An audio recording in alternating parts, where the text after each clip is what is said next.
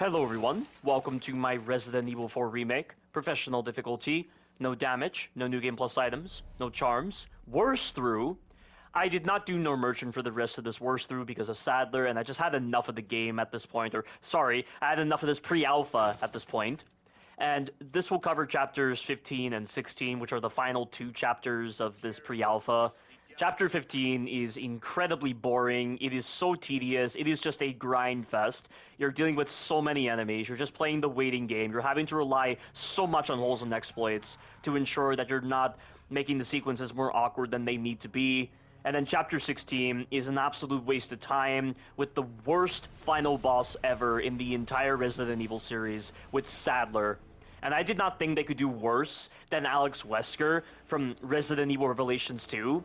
But new Capcom has proven once again that they know how to set new trends in stupidity and new levels of incompetency when they're just redefining what it means to be incompetent and when they're redefining what it means to have a really crappy final boss fight. And because of that, and the fact that I had enough of this pre-alpha, I just decided to use the rocket launcher against him. Sadler has way too much life. I tried originally to do no merchant against him, but he has too much life, and I'm just like, why the hell am I wasting time with this? Why the hell am I giving this game any credit? Why am I indulging in this stupidity right now? I'm not going to be like the typical gamer who's like, oh, if I do this stupid run, I'll be the most popular person ever on the planet. I'll be playing the game like it's 1% finished and calling it a challenge. Because that's what it really feels like with Sadler. He feels like a boss that is 1% finished. He is so lacking in creativity compared to the original version of Resident Evil 4, where Sadler actually felt like the second best final boss fight in the entire Resident Evil series, in my opinion. But here, he is lacking in creativity, he has too much life, he has a lot of bullcrap attacks, he has no Vistadors that accompany him because Sadler is too much of a pussy to fight you on his own, and admittedly, if the Navistadors weren't there, you wouldn't have any ammo, but even then, they could have found some creative way of getting ammunition. Like, why can't Ada give you ammunition? Why can't Ashley do something? Ada and Ashley are doing absolutely nothing to help you out. They're not trying to throw ammunition your way, they're not trying to distract Sadler, they're not doing anything like that. They're just off doing whatever, so you have to fight Sadler on your own with barely any ammunition, and even with upgraded weapons, I still could not beat Sadler, so I just ended up using the rocket launcher against him. Just do that. Do not give this boss any more credit or any more attention than he deserves. Sadler is yet again another disgraceful reimagining that they tried to make with this remake, or rather this D-make, I should be saying. That's what it should be called, Resident Evil 4 D-make. Because this game, slash pre-alpha, doesn't even feel like an evolved game. It doesn't even feel like a game. It doesn't feel like an alpha. It just feels like a pre-alpha. It feels so unfinished. It feels so rushed. And you can tell with the way they designed Sadler's boss fight. Like, remember the original version of Resident Evil 4? How Sadler had a reasonable amount of life and that each time you shot his eyeballs once, he would get stunned, and then you could do a fancy knife animation against him, and you could also use barrels, you could use grenades to stun him, you could also use the environment to your advantage to stun him, because there were actual debris you could use by using cranes to launch the debris into him and stun him. Like, what happened to actually being creative with saving up on your ammunition? What happened to rewarding the player for saving up on their ammunition properly, saving up on their grenades to get Sadler done? What happened to that?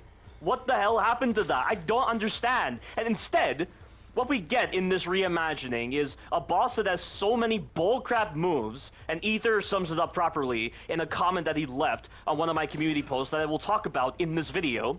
He has too much life, he has no sense of creativity with how you stun him or anything. You just mindlessly shoot eyeballs on his legs until he dies. And also, he has Navistadors supporting him. He has ads. Because Sadler is too much of a pussy to handle Leon on his own, so they had to put in some kind of way to help Sadler out, and also to give the players some way of getting back ammunition. Only the Navistadors don't spawn constantly. They spawn at certain points in his HP threshold, and also when he does that summoning move, which is yet another thing that's really dumb. Sadler can do this summoning move where he will go on a platform, and he will just call out to the Navistador, and he can spawn so many of them that you have no chance of pinning them down, even with a weapon like the submachine gun. And the Navistadors do die in like one shot, even when you're using unupgraded weapons, but when there are that many of them, and then Sadler is also jumping around, he's also doing his acid attacks, when are you ever going to get the chance to do that? And the thing about that summoning move is, if you have a flash grenade and you stun him, the moment he jumps on that platform, you can stop the move entirely. But at the same time, you might need ammunition, and also there can be times where it doesn't work properly. But I just think that's mainly down to timing, though. I think it works consistently. But again, if you barely have any ammo, what on earth do you do to deal with Sadler? He's so uncreative, not to mention he just rambles on like a typical cliched villain with a god complex, going on with this Section 8 nonsense about how the Plaga will bring about the end of wars and all this other stupid stuff that obviously doesn't work. So obviously, it's all gonna fall into that cliche. It's not worth hearing. It's just so annoying to hear, so you turn off the voice volume so that you can actually hear what he's doing properly. I mean, it's just seriously retarded that they could actually ruin Sadler like this and consider it a fight. And I need to read Ether's comment related to this. So, this is what he said about Sadler. As for Sadler, he was my favorite boss fight in the original RE4 due to the number of different ways you could approach it depending on your preferred playstyle. I particularly love the method destroying each eyeball, which could be done with just a handgun by understanding his AI/moveset. The Remake's version might as well be called Navisador's boss fight instead, given the number of enemies that need to support him. Not only is there zero creativity with his eyeballs, his attacks are highly inappropriate for the systems of Resident Evil 4 Remake, and Navisador's spawning out of the blue with very questionable triggers adds yet another level of frustration to this so-called fight. Even if I ended up finding a consistent strategy with the upgrades, there is still a horrible fight that surpasses Alex Wesker with the most poorly thought out designs ever. And Ether follows up on this comment when he elaborates on the inappropriate designs of Sadler's boss fight that don't fit the core designs of Resident Evil 4 Remake. But before I do that, I just want to say that Sadler's boss fight is simple. If you watch my blind playthrough, you'll understand that you can loop Sadler's jumping animation where he jumps between platforms because he has to be on the same platform as you in order to attack you, and the only possible way he can bypass this is if he uses his acid attacks. But you just loop his jumping animations over and over again, and again, check out my blind playthrough if you want to understand what I'm talking about, and you can easily shoot his eyeballs. It cuts out a lot of the bullcrap, and it's really boring, it is really tedious, but it gets the fight done in a safe manner if you're not using the rocket launcher. But again, if you're gonna be resorting to this kind of safe method, you might as well just favor Occam's razor and just use the rocket launcher, because using the rocket launcher against Sadler achieves the same kind of outcomes as what you would be getting if you were looping Sadler's jumping animations and shooting his eyeballs. What awe-inspiring boss design. Doesn't that just make you want to stand up, rip your shirt off, and just grow a mustache? Wow, what a pathetic excuse for a boss fight. How dare they reimagine Sadler's amazing fight from the original version of Resident Evil 4 into the garbage that we get in this remake. And they only did it this way to justify to the player that they want you to use the rocket launcher. Of course, this is then contradicted by the whole no merchant restriction, or the handgun/knife-only challenge, because the developers apparently think Sadler's boss fight is serviceable for those kind of restrictions. They probably want you to play on easy difficulty, but then why would you then market a challenge then if you're going to be playing on easy difficulty where the game plays itself? It's not worth the presence on the challenges list. That's what I don't understand about the people that say, oh, you're meant to do those kind of challenges on the easier difficulties. If you're meant to only do them on the easier difficulties, why would they then have a presence on the challenges list? That doesn't make any sense. But before I elaborate further on Ether's comment and what he said, I just want to explain this real quick. So we've just done this whole entire boring slog of a section with Mike just taking out everything. And also, if you have 2 heavy grenades, you can destroy that anti-aircraft gun. It's definitely reliable. And also, even though you've destroyed the anti-aircraft gun, the enemies that normally spawn in when you're trying to get to that turret in order to destroy the anti-aircraft gun that I completely skipped, they're still there. So don't go up the stairs that lead up to that machine gun. And also right here, this is me using stealth. Even though this sequence seems like it's a mandatory combat encounter, it's not. And you might have noticed as well that I went back to the typewriter and I also quit the game. It's to get these guys into a stealth status. I don't think you have to quit the game, but just to be on the safe side, you might as well quit the game after making your save right here. That way you can just use this method where I fire my pistol 3 times to lure these 4 enemies over here. And unfortunately, I could not use the explosive barrel because Mike destroyed it, so I had to use one of my heavy grenades. You pretty much don't need heavy grenades at this point if you're just going to be using the rocket launcher against Sadler. And heavy grenades don't really do much in that later sequence after you get past those regenerators that come up later on. So just do that, and those enemies are gone. And right here, you just need to dispatch these enemies that are on the turret. And they have this weird behavior where when you shoot them once, they get off the turret and they come to you. But then they immediately go back on the turret if you're not actively shooting them. And even when you are actively shooting them, they still go back on the turret. It's really bizarre behavior. I mean, this is... I don't know which is the worse section. I don't know if this remake is worse or what how this section was in the original version of Resident Evil 4, because in the original version of Resident Evil 4, it was also a bit of a waiting game as well, but I still feel like there was a sense of engagement with how you actually dealt with the enemies, and I don't feel like the spawns were that arbitrary. I mean, like, they made sense with them spawning in after you destroy the turret. Mike was of little to no use whatsoever in the original version of Resident Evil 4, so I guess it makes sense that in order to capture that properly, they just removed Mike from this section. But how could Mike possibly run out of ammo? Where is he even refilling his ammunition? It's not like he just dropped off ammunition in some kind of supply crate on some other part of the island. That doesn't make any sense. Since when does a chopper have this little ammunition? I've never heard of that ever. It's just a really dumb excuse for them to not put Mike in this section, just so you have to waste time with this really boring, really tedious, repetitive gameplay loop of just using holes and exploits to your advantage, because this game has the worst combat system I've ever seen in the entire Resident Evil series, and to not put up with that, I have to rely upon this, because these developers are too incompetent to properly pace this entire section, not put in so many enemies, and to actually make them have really good flinch animations and reasonable amounts of life. And I know some morons are going to be like, oh, flinch animations make the game too easy. No, it doesn't. Look at Resident Evil 5. Resident Evil 5 on professional difficulty is a significantly harder game than this pile of trash. They didn't sacrifice the core designs that they built into Resident Evil 5 with the flinch animations at all, or anything like that. You have to coordinate with your AI partner. You have to be intelligent with how you used your ammunition and weaponry. You didn't have to be so reliant upon the store system or anything on par with the merchant system. And you also died very fast on professional difficulty, and it complemented the number of enemies you were dealing with, and it also complemented the idea of the flinch animations. Like, the developers actually took the time to build a truly difficult experience while still preserving the flinch animations. Flinch animations aren't something that you augment as part of a difficulty. They represent, like, the roots of a tree, for crying out loud. They're a neutral design that you don't amend on a higher difficulty. They're fundamental in their nature. If you're going to be favoring this whole model of there being no flinch animations, why is this not preserved on all difficulties? I don't get it. The developers of Resident Evil 5 took the time to be industrious and clever with how they designed professional difficulty with the flinch animations in mind, and with every other mechanic that makes a game what it is, that makes a game functional, that makes a Resident Evil game what it is. All the developers in the Resident Evil 4 remake wanted to do was be as lazy as the Silent Hill developers with making the most rudimentary systems possible, with just making everything a bullet sponge, with making everything have no flinch animations, just to give the enemies all these cheap ways to deal with you, to just give this artificial difficulty to the game, when all it does is just break the game down to a rudimentary level. It forces you to be so reliant upon holes and exploits. You're incentivizing the player to break your game down because of how shoddily put together your product is. The people that come up with all of these ridiculous ideas that removing flinch animations somehow makes the game more difficult are one-dimensional in thinking, have no sense of creativity, no sense of imagination, give no thought to what they're saying.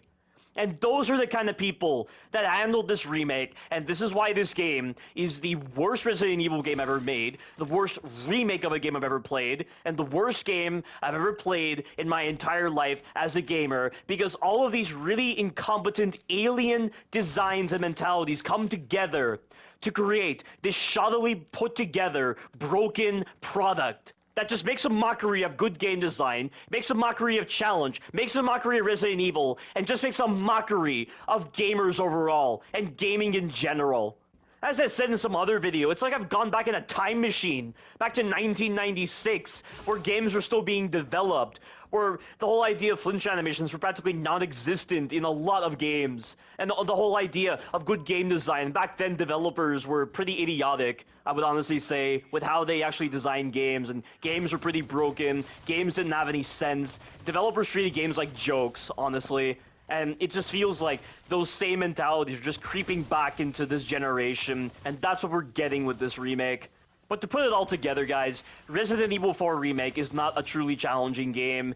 It relies so much on very gamey, artificial designs to contribute to some false sense of challenge. This game just reeks of lazy, incompetent development, and yet, despite the fact that this game did not have troubled development like Resident Evil Village, aside from the fact that there was a swapping of development teams between M3 and Division 1 of New Capcom, and they had 3 different teams handling each individual section of Resident Evil 4 Remake.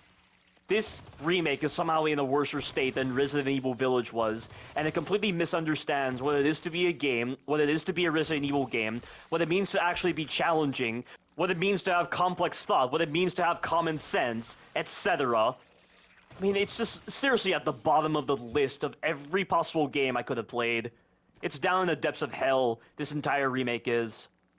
But just to talk about what just happened, so I killed all those enemies that were rushing me when I went through the door the first time. Then I went for the turret that was on the right to take care of one of the crossbowmen, and rather than go for the switch that was on my side, I went to the other side to pull the switch, because when you go for the left switch first, you won't have to deal with a brute that spawns, and instead you'll have other enemies spawning on the other side, so you just use the turret to get rid of them. And when you get near the ladder, another arbitrary spawn occurs. So many dumb arbitrary spawns that occur, like you're in the old Call of Duty games, and you just have to get back on the turret again. After that, go to the other side, pull the switch, make a mad dash for it, and that's it. And right here, I don't think it's the best idea to run past these Navistador, because the Navistadors, they can move very fast at times by just using their dodge animation to move faster. Not to mention, they can do that long-range melee attack of theirs that you can't crouch under properly, even though they're using their arm to attack you. And they also get phantom range on that move, so I could have been screwed by that move at any moment, so I just recommend getting a couple of them out of your way, or just trying to rush past them while still shooting them at the same time, if you're going to get through that section without taking any damage. Now we have the regenerator section. This is fine, so you just gotta make sure you're not touching the body bags so they're wiggling, because obviously there is a regenerator inside of it. I think there are at least 3 body bags that have regenerators inside of them, so you just gotta remember which ones have the regenerators inside and just get past them. All very simple. And then after this is honestly going to be the worst part of Chapter 15 coming up, because they throw way too many enemies in this part. I do not understand why after all of that, we then have to go through this badly put together sequence coming up after this regenerator section. And I had to be so reliant upon holes and exploits to even do the section properly because of how badly placed the enemies are, with the number of times you're having to deal with high-powered enemies, and the Navistador just know where you are at all times, and so they can mess with your strategy significantly. And also, for some reason, there are 2 brutes in this upcoming section, and the second brute, he can actually come into the safe room for some reason. I don't know why, but you have to get... and also, how did I do that? I don't know how exactly Leon was able to squeeze past that gap right there to just roll, but it's a good thing that the timing was very lenient. That doesn't make any sense, but I'm glad it worked out like that. Yeah, you gotta be very fast when getting to that door before it closes.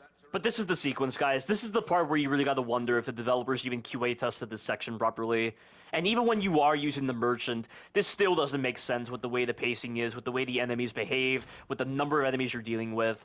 And you're just having to mitigate all of this nonsense by just hiding out in this safe room so that you can use exploits to turn off their AI, and you can also dispatch them to Navistadors easily. And also, there can be arbitrary spawns that occur when you get near the end of this section. You just get all these enemies spawning out of the blue beyond these doors, and they rush you, and then you have to go back into the safe room to trigger the exploit to make them run away, and then dispatch the enemies one at a time. Like, how do you do this properly? I don't understand. What are the developers expecting you to do normally? Even with the merchant, this still doesn't make any sense. I'm wondering if Ether has actually found something to allow this to work, because I just don't get it, guys. I really do not understand how the designs are laid out here, or how they're expecting you to deal with this many enemies with the guns that you have. Even with the merchant, it still wouldn't be enough, surely. And it just drags the sequence out. It just makes this so tedious. It just makes this such a waste of time. There's no common sense displayed here with how they place the enemies. And there is a skip that you can do, but it involves damage. I saw someone go to where the turret was, to where like the turret was pointing. So what they did was they stood near the laser grid, and they got a Navistador to melee them using the long range attack. And because he was melee from the front, Leon did the knockback animation that gives him a lot more range, and so he was able to bypass the laser grid and bypass the turret, and the turret didn't start prioritizing him at all. It just remained where it was because of the fact that Leon's hitbox was turned off during that knockback animation. So by doing that, you can completely skip this entire sequence, and I don't blame you if you decide to use it. I would gladly use it if you didn't take damage, and even then, you could just heal yourself if you're just playing through the game casually. Like, I just seriously do not understand how they designed this sequence for casual play. And there are going to be a lot of moments right here where I just speed up the video by 8 times speed whenever I'm in the safe room, just so I'm not wasting your time. Because literally, that's all I'm doing right here. I'm dispatching the Navistadors one at a time, and the other enemies, I'm just luring them over here, and then returning to a stealth profile whenever I go back into the safe room. And this brute right here, he will hear you if you're shooting your weapon, regardless of your distance. The brute's AI is just very strange with the way they're placed into these stealth encounters. Their AI doesn't really make any sense. And also, if you are planning on using the room to your advantage to make him go away, you have to make sure he sees you and goes into a combat status before you go into the safe room, because that's the only way to ensure that he goes backwards to his idle spot. And right here, just follow the pattern that I'm doing. So obviously, I had to climb up this ladder, get the Navistador to see me, jump down, go back to the room. And after I've done all that, I'm then able to climb this ladder and dispatch these crossbowmen. This guy right here, for some reason, he decided to see me. Normally, he doesn't see me. Like, even when the enemies look like they should be able to see you in their peripheral vision, a lot of the times they choose not to spot you, but this time he did. So if that happens, you better hope you don't get screwed by the drop-down detection, because like I showed before in that village fight video where I was showcasing the stealth strategy, the detection on mantling and dropping down is garbage, because if the camera is not facing in Leon's direction, you will not be able to drop down or mantle. And this happens right here. Watch this. I come very close to getting hit right here because I was getting screwed by the bad drop-down detection because the camera was not aligned with Leon. How stupid is that? And this has been an issue since Resident Evil 2 Remake, and they still haven't fixed it for these third-person Resident Evil engine games. And that right there, what I was trying to do was I was trying to shoot in that corner to draw the brute out of its idle spot, and I was going to stealth kill it, but if you try to rush the brute, or even when you're crouching, like sometimes the brute just chooses to turn around for no reason, almost like he has dog ears. So you've got the time when you rush him to do the stealth kill on him, so that you don't get screwed by his dog ear tech. It's really bizarre. Like I said, the brute's AI doesn't make any sense here. But right here, I'm going to take out this crossbowman. Sometimes he can choose to transform into a Placa-type Guadagna if you deal enough damage to him. Other times, he will just die out completely. And then once he's dealt with, I then deal with the rocket launcher guy. And then when I get close to these doors, another arbitrary spawn is going to trigger, because these developers were just hooked on the 2000s mentalities at the time when designing this crap game. And they just looked back at the old Call of Duty games and thought, oh yeah, that's a really good idea. It's the kind of thing that rookies and amateurs would do. People who have never done game design before. So I have no idea why this remake just favors so many arbitrary spawn moments where enemies just spawn out of the blue when you reach certain thresholds of a room. But yeah, you have to deal with it in this part, and you just have to run back to the safe room, make the enemies go away, and you also have to deal with a brute, because like I said before, this second brute that you have to deal with, he comes into the safe room to attack you. I don't know why it's so different with this enemy. But here's the arbitrary spawn. I'm just going to run all the way back, just speeding up the video, just once again repeating the same tedious gameplay loop. Yeah, real awe-inspiring gameplay, real expertly designed gameplay, real professional play right now. Jesus Christ, who designed this? I seriously do not get it. How is this complementary to normal play? Just about as abnormal as how they designed Sadler. But I need to kill this brute so that he doesn't screw with my stealth strategy for this upcoming sequence. And the way you deal with brutes normally, there is a methodology to consistently stun them and open them up to a melee attack, but this only applies to the brutes that have the wrist-mounted launcher.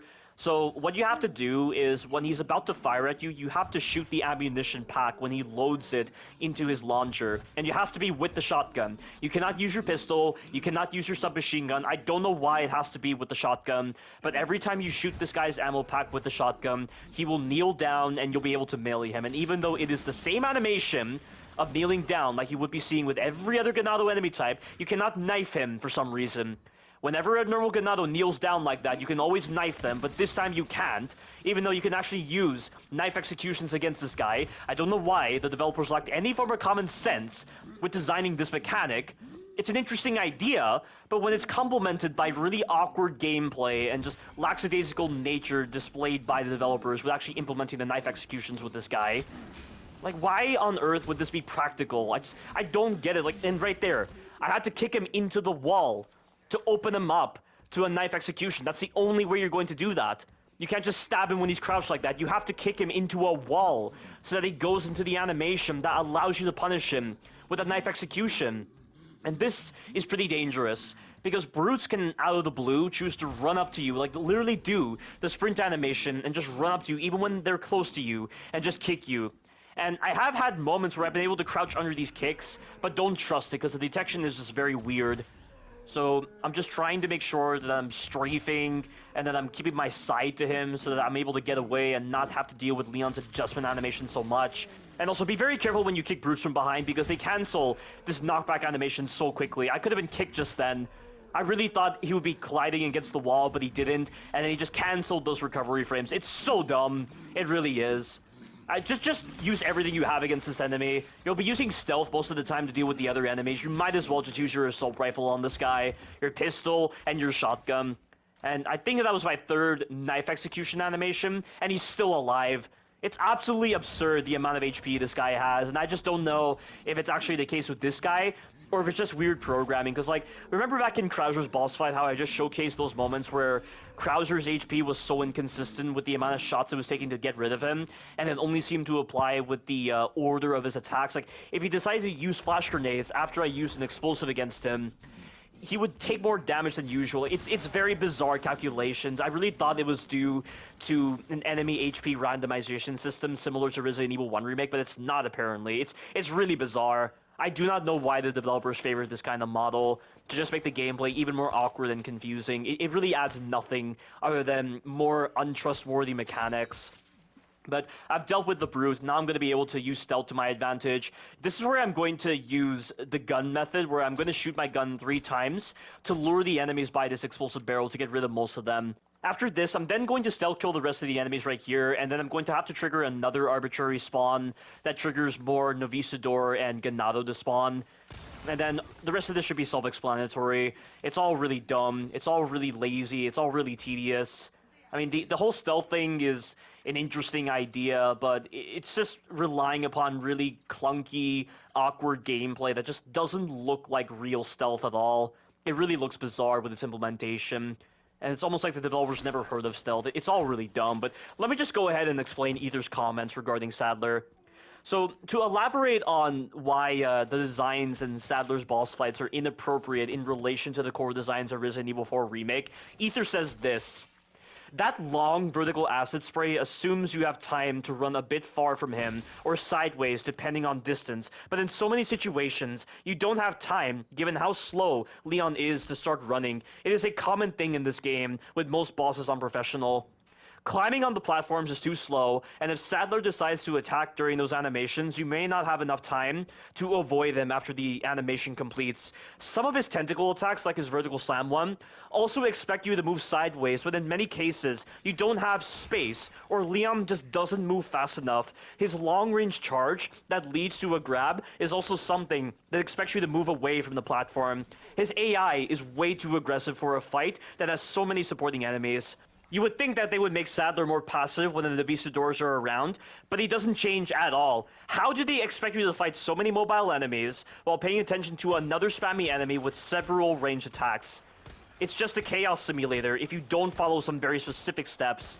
Even if the Navisidors have little health in this fight, it doesn't help when they come in such high numbers. Even using the flashbangs to stop summoning enemies is so broken. You can sometimes stun him clearly in time, but enemies still spawn, which is the worst case, since Sadler will recover earlier and all enemies will still spawn. The timing for the flashbang is a lot more specific than it seems to be for it to work. And also, the cutscenes with him destroying the bridge are unnecessary and also interrupt the gameplay, which can cause you to get hit by Navisidors. And what Ether is referring to in this case is at a certain point in Sadler's boss fight, it will cue this moment where he will start jumping around the arena and like doing all these really big super jumps. And then there will be moments where the game will take control of the camera away from you and it will zoom in on Sadler destroying bridges, and he destroys 2 bridges.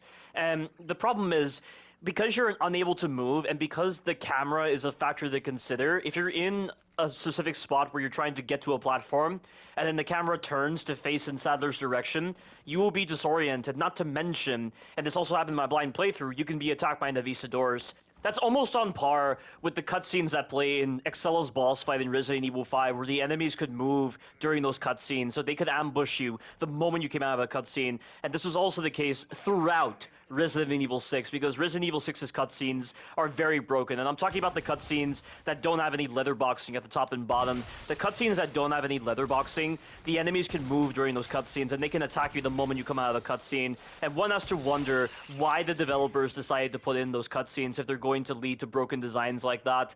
And it's pretty much a similar case here with Sadler. It's really dumb. But continuing on with Ether's comment, when he decides to summon enemies on the platform, the camera can lock onto him, and it sometimes doesn't let you switch weapons. Okay, so that's another important thing to realize. The weapon switching can be hindered by these cutscenes as well. And also, this can deny the possibility of using a flashbang to stop the enemies. And these represent the most annoying issues that Ether encountered. And that is a pretty good summary because, like I said, the method I found for dealing with Sadler, where you pretty much just loop his jumping animation, that's the best way to deal with him.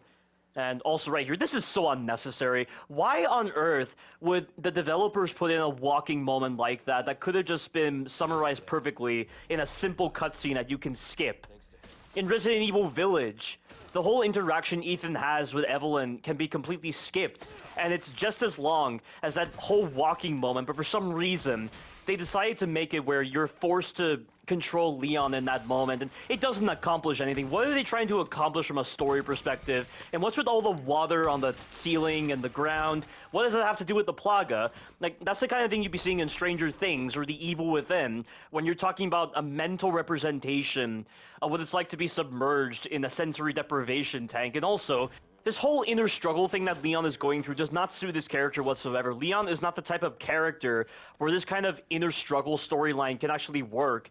This is something that Resident Evil Village did so much better because Ethan Winters is the kind of character to have this kind of inner struggle moment because he's a seemingly normal individual with no fighting experience, fighting through death pretty much. Not to mention in Resident Evil Village, even though it didn't make any sense at all for him to be made out of the mutamycete, at least they used it to play upon his inner struggle and give so much more of an emotional send-off to him when he sacrifices himself in Resident Evil Village, and that is such a beautiful scene. But it just sucks that they had to compromise the lore in order to make that sequence work for Resident Evil Village. But getting back on track, why do they put this here? Like, what is the point of this? What are you trying to tell me with these characters?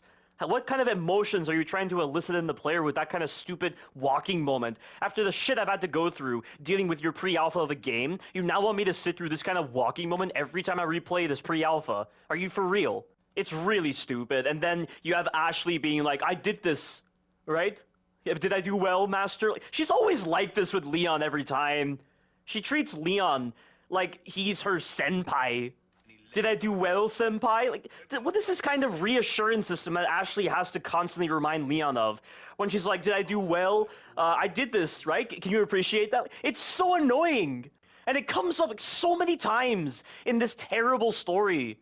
And I remember one of my subscribers mentioning that Ashley in this remake feels more mature than in the original version, but no way is that true at all. Every cutscene with her, every moment where she just treats Leon like he's her senpai, or like, did I do well, Master, this and that, that is all indicative of a Type B personality being so overly needy and constantly craving attention and reassurance from the person that they're focused on. It is really unbearable in this game, and I hate Ashley. That and her AI problems, and the times where she just screams like crazy. Her screams are so overly dramatic, and she does nothing else to help the plot. She doesn't help Leon, even though Leon is all like, "You really proved yourself." Like, what the hell is this? Shut up, Leon.